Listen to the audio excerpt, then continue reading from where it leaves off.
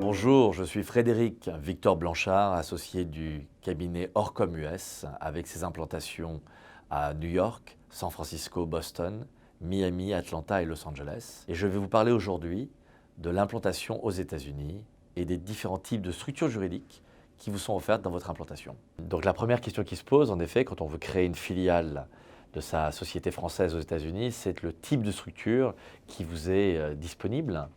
Il faut savoir qu'aux États-Unis, vous avez une multitude de structures juridiques, des partnerships, des LLPs, LLCs, corporations, mais je dirais que quelques-unes d'entre elles sont réellement adaptées à la création d'une filiale d'une société française aux États-Unis.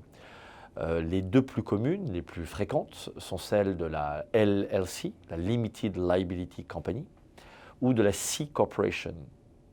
Ces deux sociétés viennent en fait de deux familles de structures juridiques différentes, en tout cas avec un traitement fiscal qui est différent. La LLC est une société qui est plutôt considérée comme une société transparente fiscalement, c'est-à-dire que la charge fiscale ne repose pas sur la société, mais plutôt sur les actionnaires de la société. Donc si je prends un exemple, vous avez donc un profit de 100, ce profit est imposé non pas au niveau de la structure juridique à l'impôt sur les sociétés, mais plutôt dans les mains des différents associés de la société au prorata de leur pourcentage de détention dans sa structure juridique. Donc il y a vraiment une transparence fiscale de la société LLC qui d'ailleurs nous amène à dire que la LLC n'est pas nécessairement le véhicule juridique le plus évident dans le cas de la création d'une structure juridique et d'une filiale avec une société française, car en fait, la LLC obligerait la société française à faire une déclaration fiscale aux États-Unis et à déclarer finalement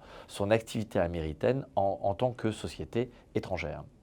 La deuxième catégorie assez commune, c'est la C Corporation, qu'on appelle plus vulgairement la Inc. La Inc. A pour objectif principal donc d'avoir un fonctionnement assez propre à des sociétés de type société anonyme ou société ou SAS, qui en fait vont donner une autonomie et une indépendance fiscale à la structure juridique, c'est-à-dire que le profit sera et restera imposé dans les mains de la société américaine et le résultat après impôt sera éventuellement distribué sous forme de dividendes à la maison mère française. Donc un schéma qui est assez commun et classique et connu surtout en France avec donc une filiale qui est totalement indépendante et autonome fiscalement.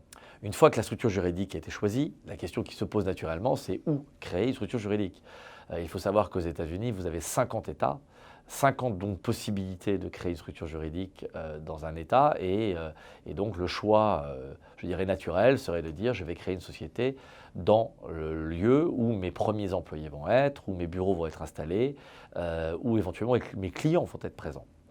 Donc c'est un choix possible en effet de choisir l'État où se situe naturellement votre business. La deuxième considération peut-être que l'on peut avoir, c'est de choisir un État qui vous donne une forme de flexibilité juridique et également fiscale d'ailleurs.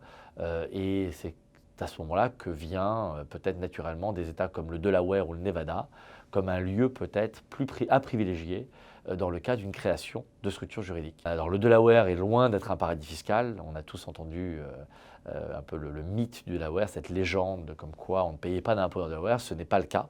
Le Delaware est un État des États-Unis. Il y a un impôt quand on a des activités dans cet État.